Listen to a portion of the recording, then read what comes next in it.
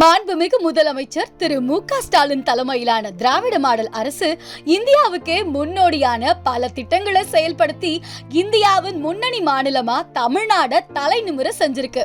இப்ப உலக அரங்கிலையும் திராவிட மாடல் ஆட்சி தலை நிமிர்ந்து நின்னு இருக்கு.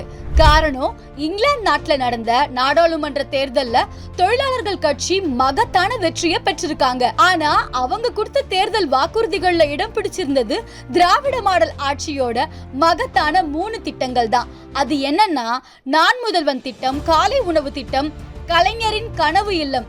இந்த திட்டங்களை அடிப்படையா வச்சு பல வாக்குறுதியை கொடுத்துதான் பிரிட்டன் நாடாளுமன்ற தேர்தல்ல தொழிலாளர்கள் கட்சி இந்த வெற்றியை தன்வசப்படுத்திருக்காங்க. தமிழ்நாட பொறுத்த வரைக்கும் காலை உணவு திட்டம் மூலமா 31,008 பள்ளிகள்ல 18.54 லட்சம் மாணவர்கள் பயன் பெற்றுட்டு வராங்க. நான் முதல்வன் திட்டம் மூலமா போன வருஷம் மட்டும் 1,48,149 மாணவர்களுக்கு வேலை வாய்ப்பு கிடைச்சிருக்கு. கலைஞரின் கனவு இல்லம் மூலமா வீடு இல்லாதவங்களுக்கு வீட்டு மனைகள் வழங்குறது மட்டும் இல்லாம வீடு கட்டுறதுக்கான பணத்தை அவங்களோட வங்கி கணக்குலயே நேரடியா செலுத்தப்படுது. திராவிட மாடல் ஆட்சியோட இந்த 3 திட்டங்கள் பிரிட்டன்ல எந்த மாதிரியான தாக்கத்தை ஏற்படுத்த போகுதுன்னு பொறுத்திருந்து தான் பார்க்கணும்.